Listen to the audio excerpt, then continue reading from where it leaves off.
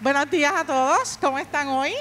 Espero que estén llenos de energía, entusiasmo y que estén bien ávidos de aprender y compartir todo lo que vamos a hacer esta mañana. Para mí es un placer, como ustedes saben, el Fideicomiso para Ciencia, Tecnología e Investigación de Puerto Rico, que es una entidad sin fines de lucro creada para promover la agenda de innovación de Puerto Rico y fundada, ¿verdad?, desde el 2004.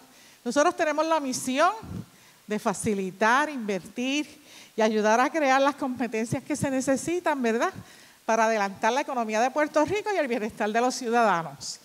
Y ahora yo quisiera brevemente, voy a leer una breve reseña del presidente Carlos Alvarado, ¿verdad?, y agradecerle infinitamente que haya estado aquí con nosotros ayer y hoy.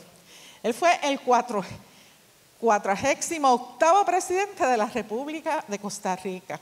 Concluyó su mandato en el 2022. Hablábamos ayer en Costa Rica, por la Constitución, ¿verdad? Los presidentes sirven un periodo y después, si quieren volver, y como él decía, tienen alguna razón para hacerlo y algún propósito, pueden aspirar luego de 8 años. ¿Ok? Así que ahora, pues, el presidente está como profesor de diplomacia en la Escuela Fletcher de la Universidad de Tufts en Boston. Así que está compartiendo y creando una nueva generación, ¿verdad?, que pueda, a través de la diplomacia, tener influencias en las situaciones mundiales. Él ha recibido muchísimos reconocimientos por su enfoque innovador, específicamente en muchas áreas, pero sobre todo en energía sostenible, en sus ambiciosas políticas climáticas y por la exitosa respuesta que tuvo al COVID-19, a la pandemia.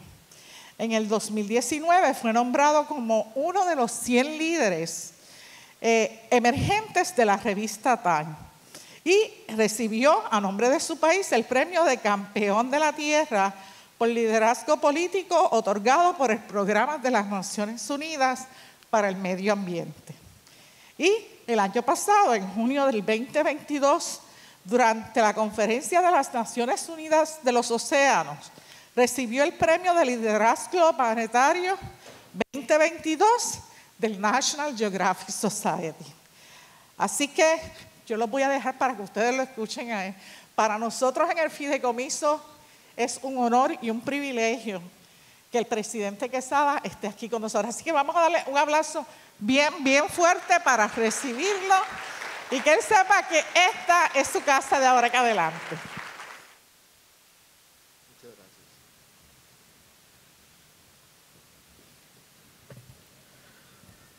Muchísimas gracias a la ingeniera Lucy Crespo. Muy buenos días a todos y a todas. Para mí es un privilegio y una gran alegría estar en Puerto Rico. Es mi primera vez acá, en San Juan, y no obstante eso ya siento la acogida calurosa, el gran calor humano, que la verdad que es muy bonito sentirlo. Y ya también con las conversaciones que hemos tenido en el día de ayer y hoy, conociendo más del trabajo del Fideicomiso en sus distintas áreas, llevo una excelente impresión del trabajo que se está haciendo tanto en salud pública, en el control de vectores, en la generación de nuevas empresas, de emprendimientos, en las investigaciones científicas, en fin, en toda esa gama de trabajo que se está haciendo. El proyecto que estábamos discutiendo en materia de el crecimiento del nivel del mar y el impacto que está teniendo alrededor del mundo, en fin, me parece que es una institución y una organización clave y va a ser clave para el desarrollo de Puerto Rico. Ya lo es y lo será para los años que vienen. Mi intención, cuando conversé con las representantes del Fideicomiso, de qué podía compartir en esta conferencia, que fuera algo que agregue valor, y ciertamente pues mi experiencia tiene que ver con mi paso por el servicio público en mi país, y preparé algo específicamente que creo puede servir de de alguna experiencia compartida. Lo que les quiero presentar es la experiencia de Costa Rica a través del tiempo en materia de seguridad social y salud pública. Y lo hago, y hago ese disclaimer, no sugiriendo que este es el paso que todos tienen que seguir, pero enseñándolo como que este fue nuestro camino. Y si hay elementos de ahí que se pueden tomar como aprendizajes o inspiración, pues habremos contribuido a hacer crecer el conocimiento. Y esa es la idea. Y hoy lo que les quiero hablar es de el tema de la seguridad social en nuestro país, bajo la luz de tres conceptos importantes. Uno, el legado y cómo lo que vamos construyendo a través del tiempo tiene un impacto a través de las generaciones. Dos, el amor. Es un concepto que a veces en la ciencia o en la política dejamos de lado, pero mucho de lo que hacemos lo hacemos por amor a nuestros seres queridos, por amor a nuestra comunidad, a nuestro pueblo. Y otro, que es una experiencia que he visto a través del tiempo, es muchas veces las decisiones importantes requieren coraje, requieren tener el valor de asumir muchas veces las decisiones difíciles, pero esas, en mi experiencia, son las que a través del tiempo, una vez adoptadas, demuestran ser las correctas. Y empiezo con la imagen de las 4 personas que están ahí. Ellas y ellos son mis abuelos. Son parte de la generación que hizo un cambio muy importante en mi país hace ya cerca de 80 años.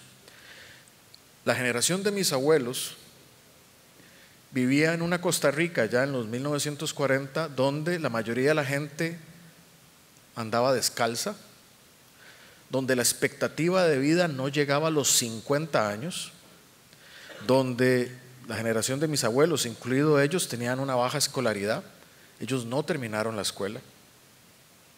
Y sin embargo, tomaron una serie de decisiones que transformaron la vida y dejaron un legado que permitió un salto en temas de desarrollo para nuestro país. Voy a empezar esta historia en el año 1940-1943. Quien está ahí es uno de mis antecesores. Él es el doctor Calderón Guardia. El doctor Rafael Ángel Calderón Guardia era un médico que se convirtió en presidente de nuestro país en 1940.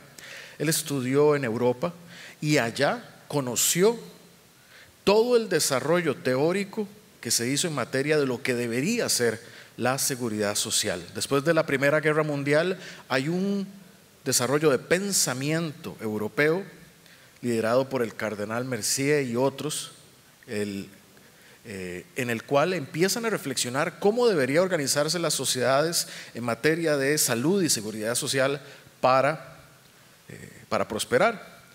Calderón regresa a Costa Rica con esos conocimientos, se convierte en presidente de la República en 1940 y en 1940 y entre 40 y 43 crea la seguridad social en Costa Rica. Algo muy innovador para el tiempo. Hay que recordar que estos tiempos de la Segunda Guerra Mundial e incluso la fundación de nuestra seguridad social se da antes de la fundación de la seguridad social de las más avanzadas, como sería el NHS en el Reino Unido. Pues esto se da antes de eso, innovación. Y se da con otra serie de innovaciones relevantes. Se crea la seguridad social, se crea el Código de Trabajo, se crea la Universidad de Costa Rica, que empieza a formar los primeros profesionales, en cuenta los primeros médicos. Antes, para formarse solo se podía saliendo del país. Y incluyo esa fotografía porque también muestra el carácter ecléctico de esa decisión. Quienes están en esa fotografía son, a la izquierda, el doctor Calderón Guardia, en el centro, Monseñor Sanabria, que era el líder de la Iglesia Católica en aquel tiempo de Costa Rica, y a su izquierda, Manuel Mora, que era el líder del Partido Comunista. Y en aquel tiempo, tanto la Iglesia Católica como el Partido Comunista, como el Partido Republicano del doctor, coincidieron en un acuerdo nacional para hacer una seguridad social que era universal para todas las personas, rompiendo esquemas. Y eso empezó a hacer una diferencia para nuestro país. Esto fue el inicio de la década del 40, de esa generación que eran mis abuelos. Al final de la década del 40 fue una época convulsa en nuestro país políticamente y se dio un conflicto armado en Costa Rica en 1948, lo que se conoció como la Revolución del 48, donde el movimiento liderado por el doctor Calderón Guardia se enfrentó con otro movimiento por un desacuerdo electoral, y en aquello el ejército insurgente de Liberación Nacional tomó el poder, una revolución. El señor que está con el martillo es don José Figueres Ferrer, otro de los grandes líderes de nuestro país, que tomó el poder en aquel momento. Y es muy curioso porque si bien fue una revolución armada, se dio lo que conocemos en nuestro país como la fundación de la Segunda República. Ahí la fotografía, lo que se ve haciendo a don José Figueres es, si bien él llegó al poder por las armas, una de sus primeras decisiones fue abolir el ejército. Y desde entonces hasta ahora Costa Rica no tiene fuerzas armadas. El dinero de las fuerzas armadas se ha utilizado en educación y en salud.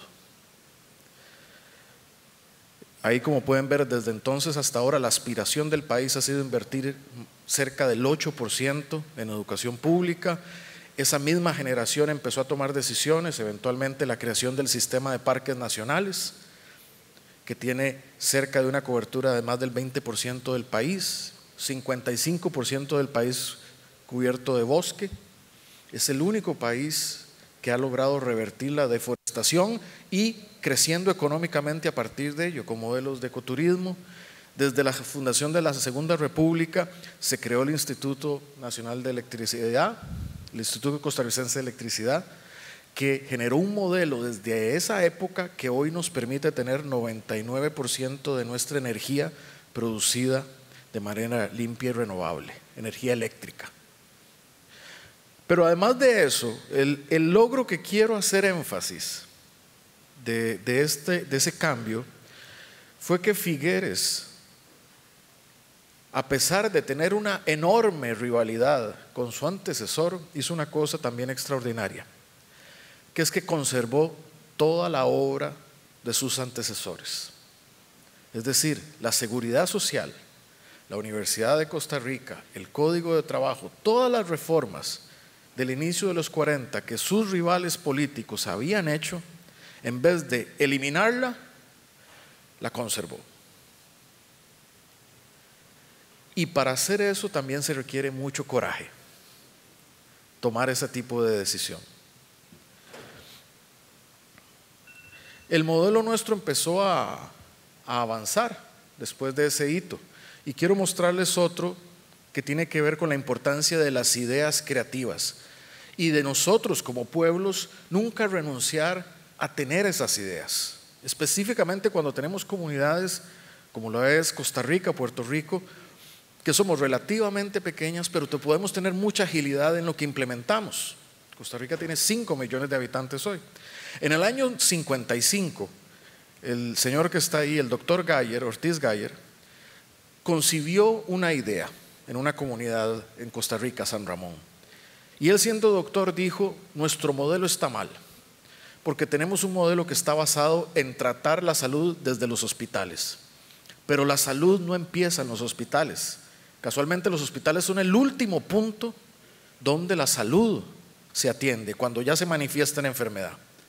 En el año 55, el doctor Gayer inició un modelo llamado Hospital Sin Paredes, que era un modelo de salud pública que partía que el primer punto de la salud es la comunidad, son las personas, son sus estilos de vida, son la forma en que trabajan, son cómo vive la familia, cómo vive la comunidad.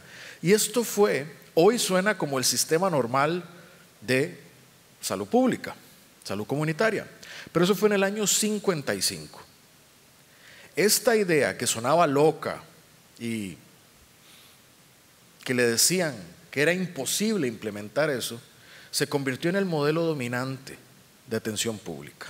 En el año 95 fue reconocido como parte del Sistema Integral de Salud Pública con los equipos básicos de atención integral en salud, que son los EBAIS. En Costa Rica usted dice EBAIS y todo el mundo sabe qué es. Y son equipos básicos de atención primaria que están en todas las comunidades. Hay uno por cada 5,000 habitantes.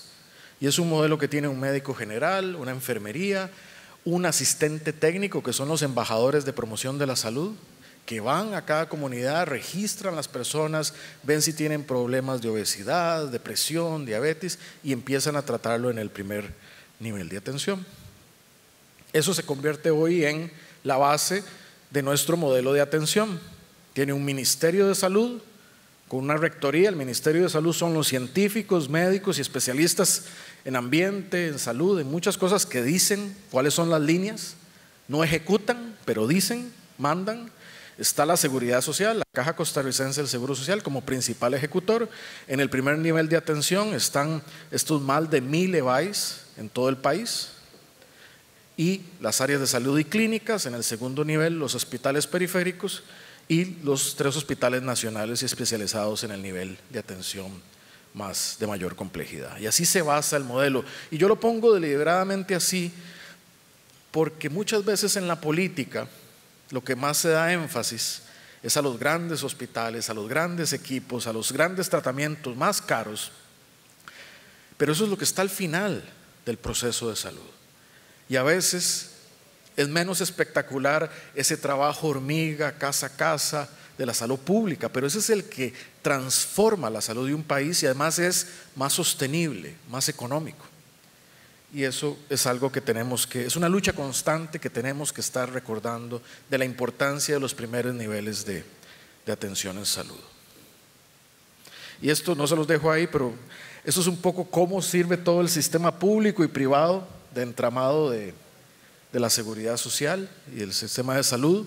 Cuando se creó la seguridad social, se creó con una aspiración universal, un modelo tripartito. Los seguros los pagan los trabajadores, los empleadores y el Estado en un sistema mixto, y nació con una aspiración de universalidad, es decir, que todas las personas tengan cobertura.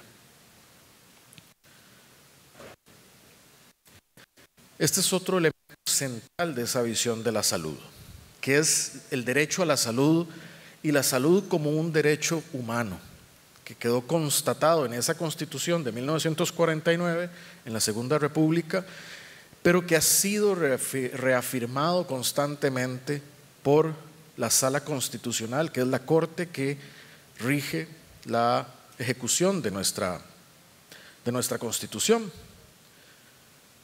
El derecho a la salud, entonces, indica que cualquier persona tiene que tener ese acceso y esa protección como un derecho humano, independientemente y eso es un gran reto social, de su capacidad adquisitiva.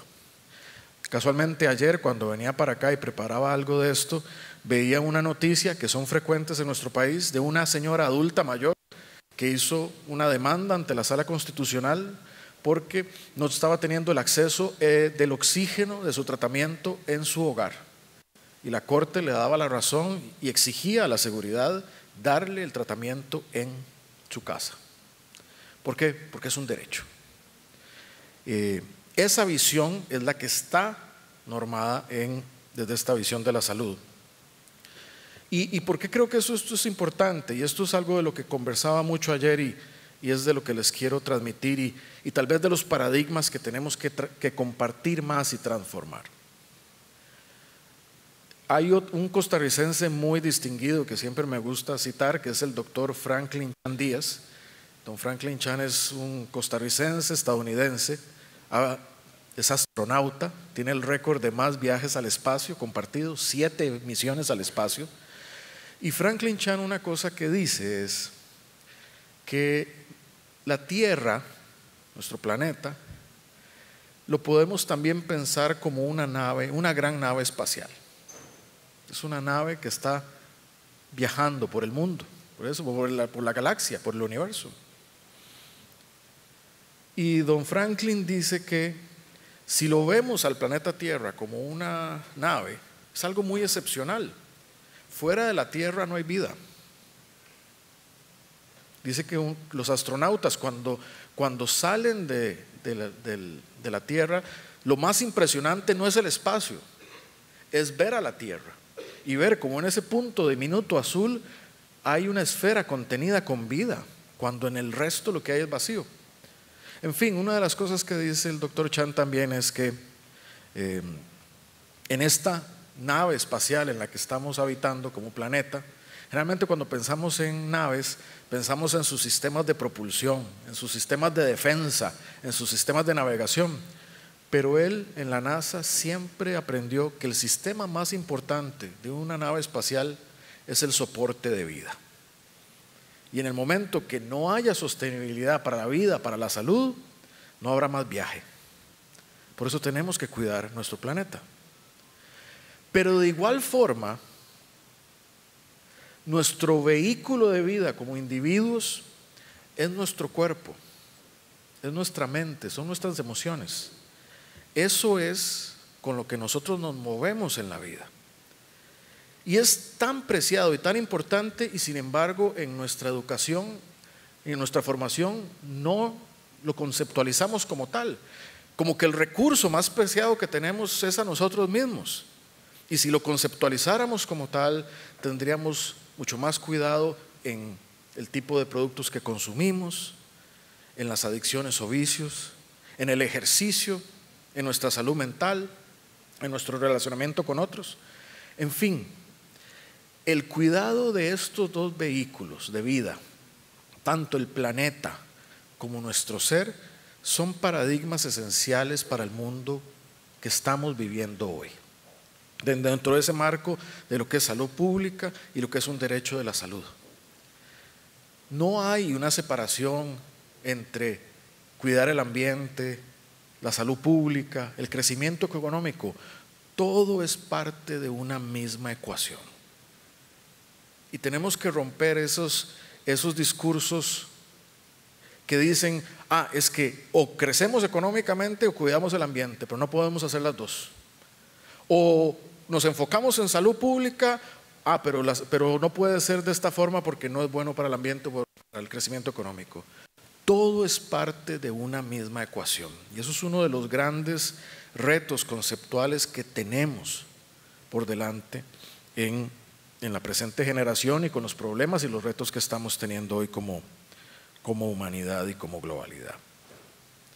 Los principios de ese sistema de salud pública entonces es universalidad, tiene que cubrir a todas las personas, y deliberadamente se dice personas, porque en el derecho a la salud no diferencia entre ciudadanía y no ciudadanía. Es un derecho que incluye habitantes, personas migrantes, y es un gran reto obviamente económico.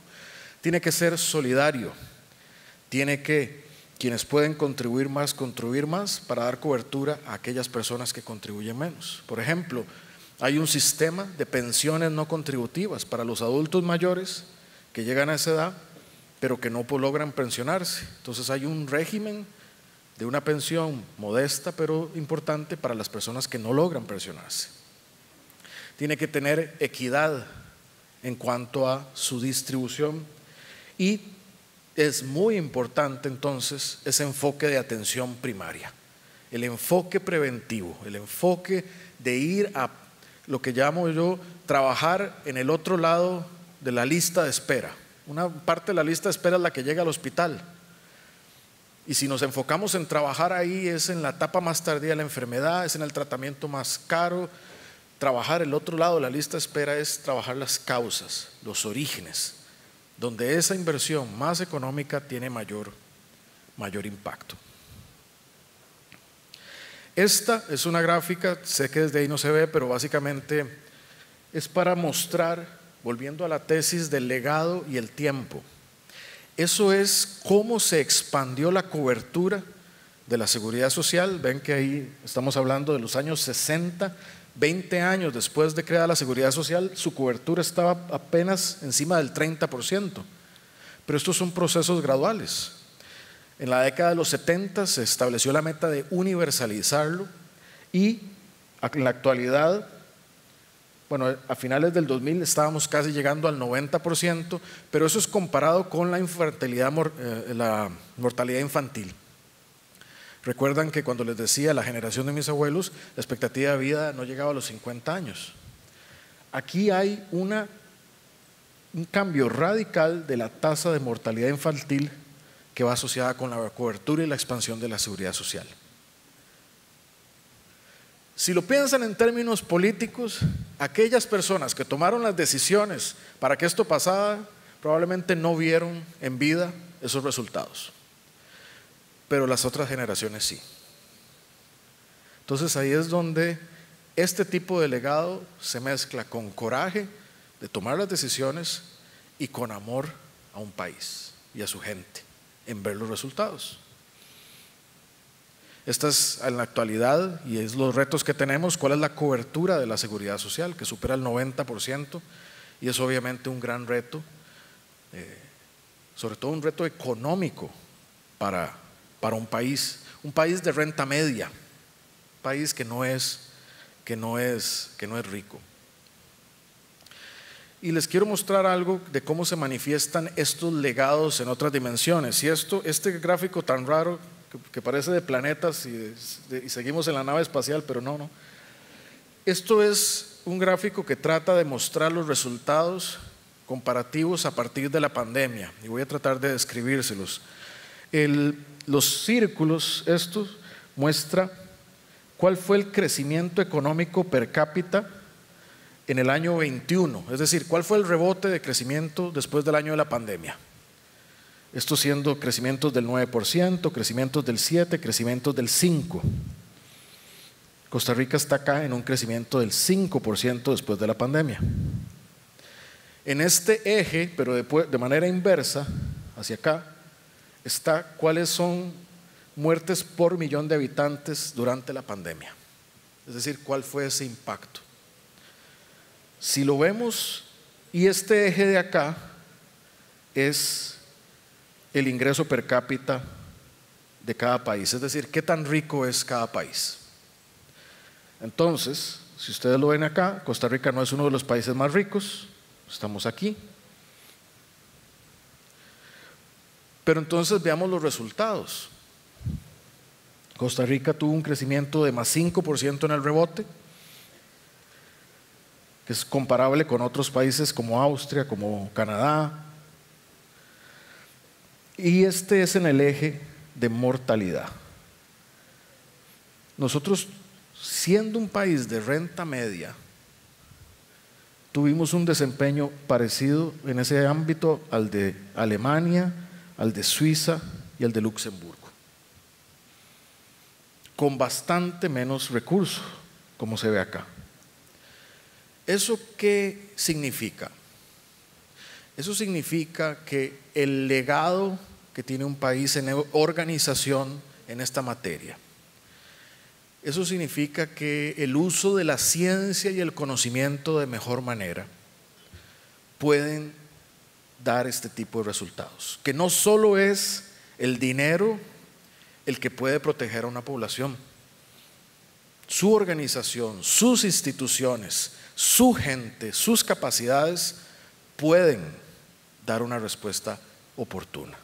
Creo que eso es un legado y eso es posible por la gente que estuvo ahí en ese momento trabajando mano a mano para hacerlo, pero también es posible por sus antepasados, por lo que legaron, por las herramientas que les dejaron.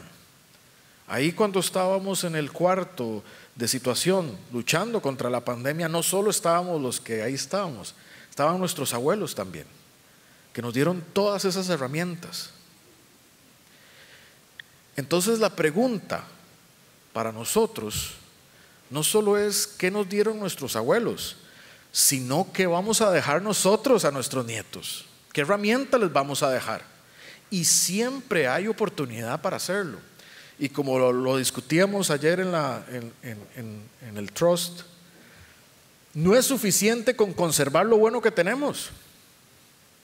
Como lo hablábamos que dice las escrituras, si a uno le dan 3 talentos a guardar, uno no puede solo devolver 3 talentos después. uno tiene que multiplicarlos. Pues bien, hay que entonces montarse sobre lo que se tiene y hay una obligación ética con la otra generación de dejar las cosas mejor. Cosas que nosotros vimos como nuestra responsabilidad.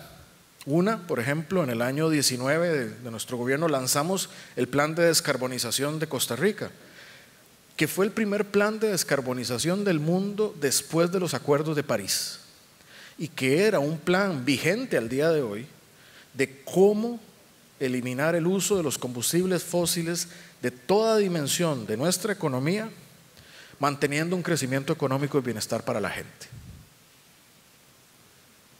Otra vez, nos apalancamos en herencias que nos dejaron, que tenemos una matriz eléctrica limpia y renovable.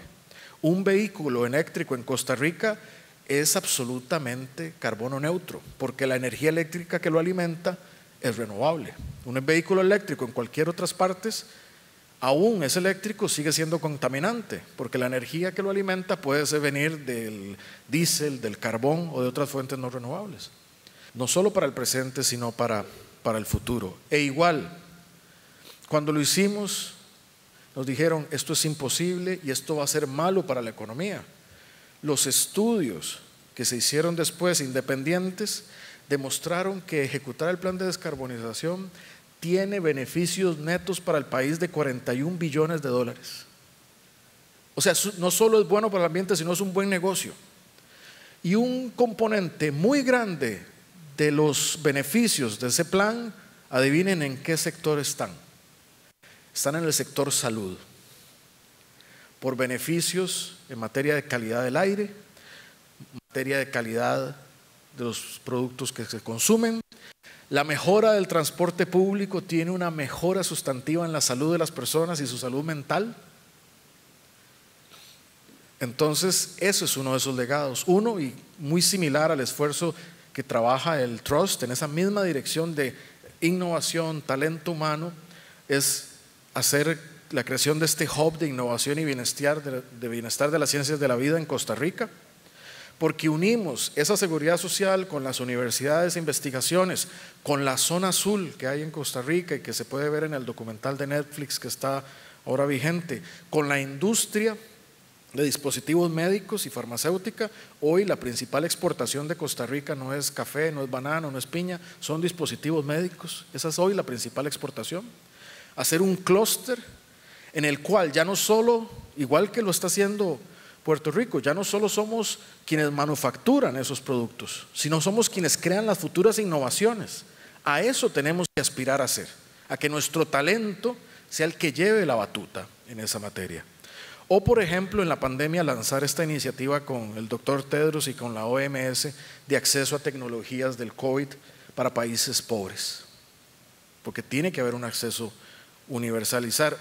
Esta iniciativa sigue vigente. Ya los Estados Unidos ha dado con el presidente Biden tecnologías de acceso libre. España lo ha hecho, pero cuando salió igual dijeron, eso no va a servir, eso es imposible. ¿Qué retos tenemos? Retos enormes, la sostenibilidad económica, porque hay una gran presión económica, porque hay un cambio demográfico, cada vez son más personas que se pensionan, son cada vez menos la tasa de natalidad, son menos trabajadores, la gente vive más años, los tratamientos son más caros, de ahí que la importancia de la prevención es cada vez no solo ética, sino económica. El envejecimiento de la población, parte de esos retos, las listas de espera son parte de esos retos y cómo mejorar en dar oportunamente los servicios, la formación de más especialistas. Son retos grandes y les digo, muy apremiantes. No todo está resuelto, al contrario, hay muchas cosas por resolver. Nosotros hicimos, por ejemplo, un gran avance en reducción de listas de espera hasta el año 2020. La pandemia nos echó para atrás muchísimo de los avances por la disponibilidad de personal y hospitales.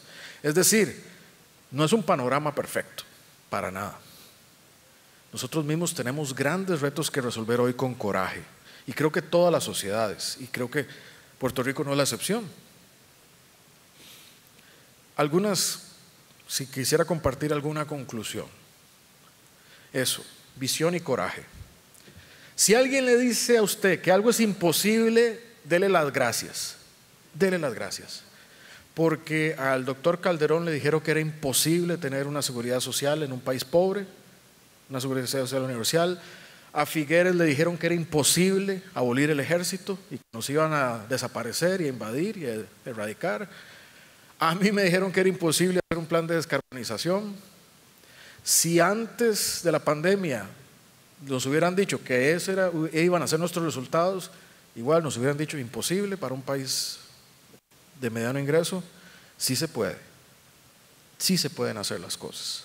Si alguien les dice que es imposible, agradézcanlo. Ese es el mejor combustible para transformar la realidad. El entramado del tiempo. Lo que hacemos hoy tiene un impacto profundo en las décadas que vienen, o lo que dejamos de hacer. Así como lo que hicieron nuestros abuelos y otros tiene un impacto directo en nuestro hoy, lo que nosotros hagamos o dejamos de hacer tiene un impacto, y nosotros tenemos una responsabilidad no solo con el presente, sino con el futuro. Más ahora, entre unos años, cuando tendremos que vivir con las consecuencias del cambio climático, por ejemplo. Hay una relación entre el tiempo y las generaciones. La salud es un tema que no es solo de salud, es un tema económico, es un tema político, es un tema de legislación, es un tema de participación. La salud es un tema que tiene que llegar a esas dimensiones. Muchos de los beneficios que hoy gozamos, o las limitaciones también que hoy gozamos, en mi país, pero muchos otros, se derivan de decisiones políticas. Hay que entrenar a personas como mi persona política, hay que entrenarnos en temas de salud, de por qué son importantes, y orientarnos y liderarnos a tomar las decisiones importantes.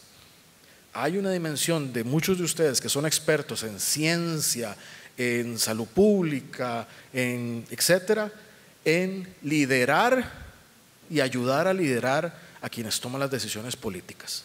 No basta con ver, como decimos nosotros, los toros desde la barrera. Hay que darle visión y liderar a los que toman decisiones. Y es porque se hace por amor. Se hace por amor.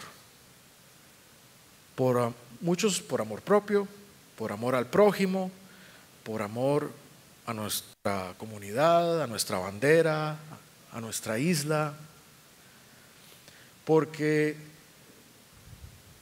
y con eso termino, para hacer estas cosas se requiere mucha motivación, a través del tiempo, persistencia.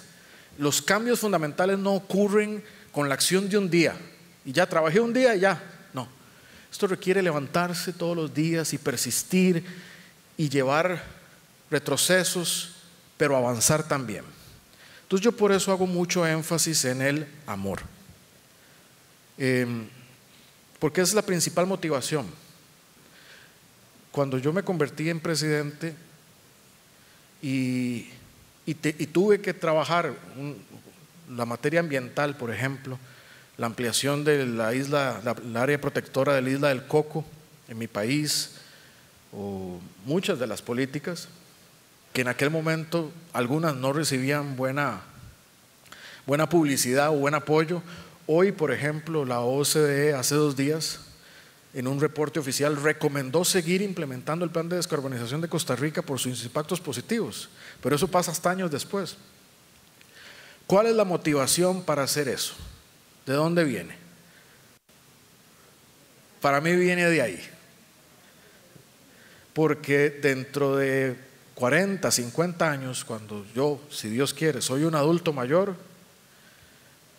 a mi hijo le va a tocar vivir el mundo que le dejemos, con temperaturas altas, con combustibles fósiles o no, con salud pública o no, y él me va a preguntar: y papá, tú fuiste presidente, ¿y qué hiciste? ¿Qué hiciste? Yo tengo que tener una buena respuesta. Todos tenemos que tener una buena respuesta para esas generaciones, porque son inocentes, pero van a heredar nuestro mundo. Pero también son quienes nos dan, a mí por lo menos, nos dan fuerza, nos dan vigor de levantarnos y tratar de hacer cosas buenas. No subestimen el poder que tiene el amor para transformar salud pública, política, economía y construir un mundo mejor. Muchísimas gracias por esta invitación.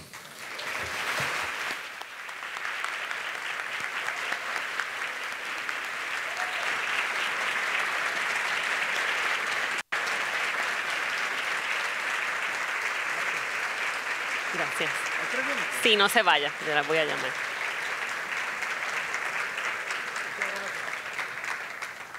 Muchas gracias por su mensaje, expresidenta Alvarado, muy inspirador.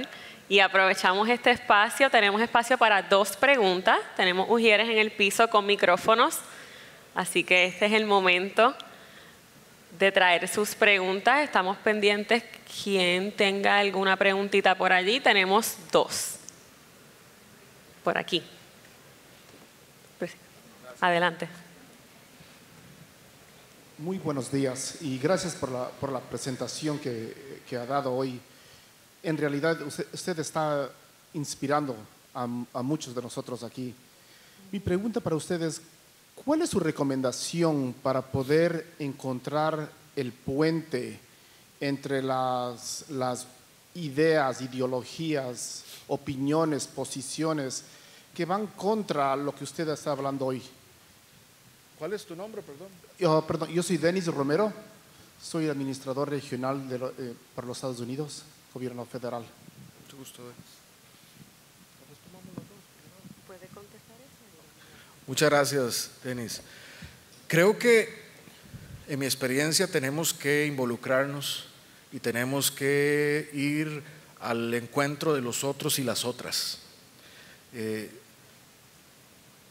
Siendo político, yo le digo, yo lo sé, es muy difícil, y mucha gente muy buena no le gusta involucrarse en estas discusiones, porque son complicadas. A mí me lo decían mis papás, no se metan en política, la política es sucia, la gente solo está ahí por el dinero. Pero si no hay un involucramiento de las personas, de las que tienen conocimiento, de las que pueden persuadir, estamos dejando eso a la libre. Tenemos una responsabilidad también. Por eso hay que involucrarse y cada quien tiene que encontrar cuál es su punto para hacerlo. Y yo creo que además en esto hay cosas positivas. Yo creo que el mismo gobierno de los Estados Unidos hoy lo ha visto. Por ejemplo, yo doy el ejemplo, en el 2019, cuando hicimos el plan de descarbonización, no había un Inflation Reduction Act. Nosotros vamos por acá. Hoy hay un Inflation Reduction Act que pone millones o billones de dólares al servicio, por ejemplo, de la transformación energética.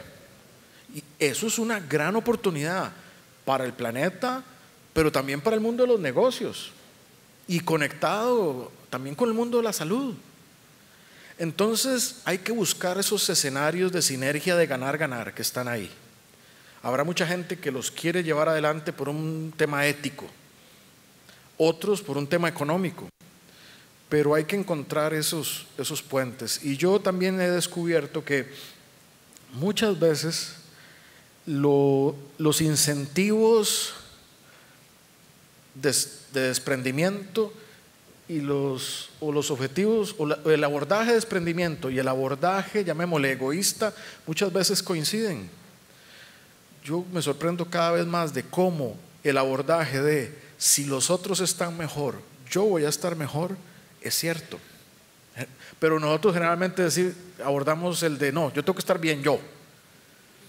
Pero eso a veces lo que hace es incrementar nuestro riesgo. Si logramos distribuir de mejor manera ese bienestar, hacemos sociedades más seguras, más resilientes. Pero eso requiere involucrarse. Eso no va a pasar. Eso requiere liderazgo y requiere compromiso. Eso no pasa por inercia. Requiere que la gente se involucre y hay que blindarse de amor y de resiliencia y de paciencia, pero solo así se logra el cambio. Gracias.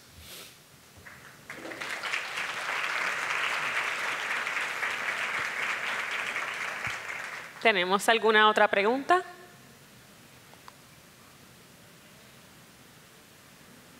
Este es el momento.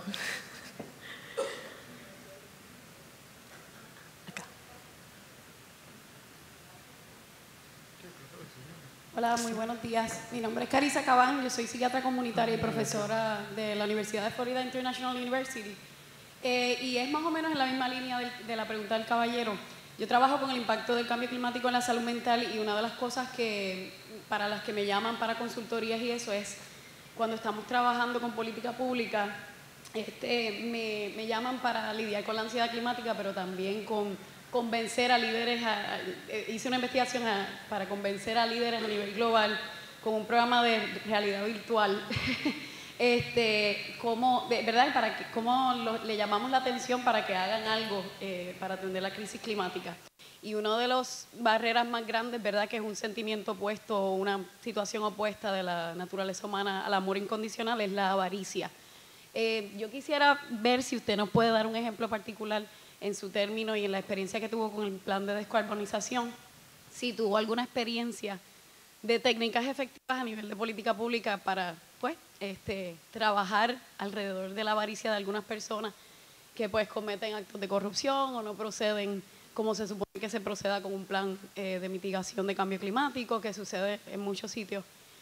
A ver si nos puede dar un ejemplo particular. Muchas gracias. No sé si la otra pregunta la señora.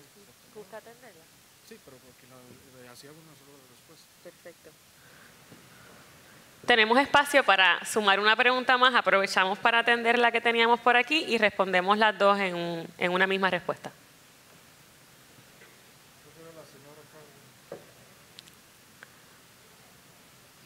Gracias. Buenos días y muchísimas gracias por su presentación, extremadamente constructiva, pero también lleva a la acción. Hablando de una expresión que utilizó que me encantó, el entremado del tiempo, me la voy a llevar conmigo. Hablando del entremado del tiempo, como un país como Costa Rica, que ha probado a través del tiempo ser un lugar de avanzada, está trabajando con el tema de la inmigración para que el entremado del tiempo continúe siendo constructivo, no solo para ustedes, sino para el resto del mundo. Gracias. Muchas gracias. Gracias por las dos preguntas. En materia de... Eso es todo un tema de cómo... Mi experiencia es que hay que involucrarse y encontrar esas rutas creativas de narrativa y vinculada a la política pública. Voy a poner un par de ejemplos. Uno, el tema del sea level rise o del crecimiento del nivel del mar. A veces cuando hablamos de cambio climático y políticas verdes y sostenibilidad, la gente lo ve como algo muy etéreo, muy distante. Yo en las próximas 2 semanas, por ejemplo, tengo que ir a las islas del Pacífico, en el trabajo que tengo relacionado con los temas migratorios y cambio climático.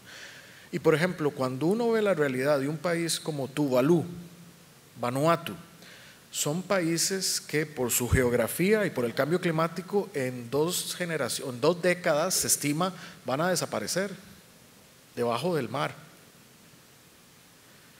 Esos son los casos extremos. O Fiji ya empezó a reubicar personas en las partes altas de sus islas. Eso le va a impactar a todos los países que tienen costa. Obviamente eso genera ansiedad, pero tiene que generar acción, planificación. Ya eso no es un tema necesariamente de una discusión abstracta del cambio climático, porque eso impacta propiedad, modelos de desarrollo, sistemas de pesca, sistemas de turismo. Yo creo que esa realidad es lo que nos tienen que llevar es un poco cómo trabajar esas ansiedades. Bueno, buscando soluciones, buscando planes. También yo me he dado cuenta que como seres humanos entramos en el ciclo de confrontados a una realidad, primero la resistimos o la negamos, luego tenemos un proceso de duelo y luego aceptamos. Yo creo que en la medida que reconozcamos más ese proceso y pasemos rápidamente a la aceptación y a la acción, hacemos cambio. Otro ejemplo brevemente es Al principio, cuando salimos con la narrativa, mucha gente tenía resistencia, hasta que encontraban más bien la ventaja competitiva. Yo lo viví con la comunidad pública de las finanzas. Ellos decían, no, pero presidente, esto es muy bonito, eso es como, pero empezó a interesarles cuando Costa Rica empezó a recibir financiamiento favorable o privilegiado gracias a sus políticas ambientales. Entonces, personas que antes me decían, no, presidente, después yo los veía con un discurso ambientalista, verde. ¿Por qué?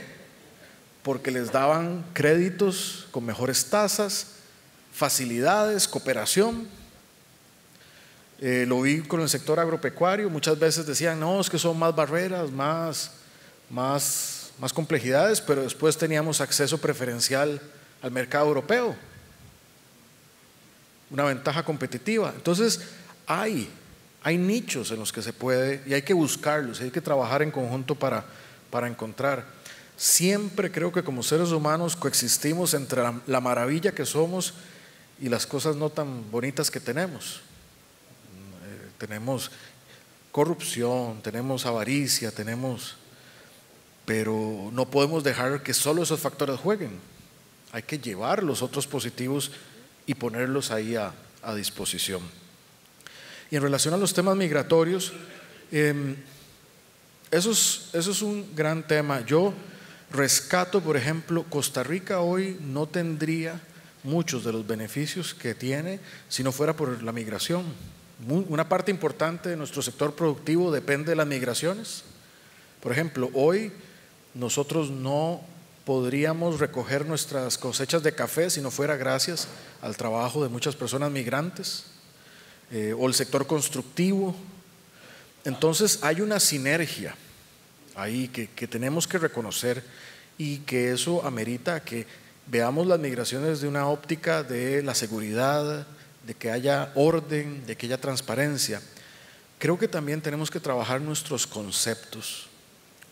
Muchas veces, y lo he vivido, a la persona migrante se le ve como una amenaza, como alguien que viene de afuera, pero también mi experiencia ha sido, y viendo por ejemplo a las personas que cruzan el Darién, pasan por Costa Rica hacia los Estados Unidos, son las personas más vulnerables. Imagínense ustedes, pónganse en sus zapatos, a dejarlo todo y a veces irse con niños menores de edad o adultos mayores a cruzar la selva y emprender un viaje por varios países para buscar una mejor vida.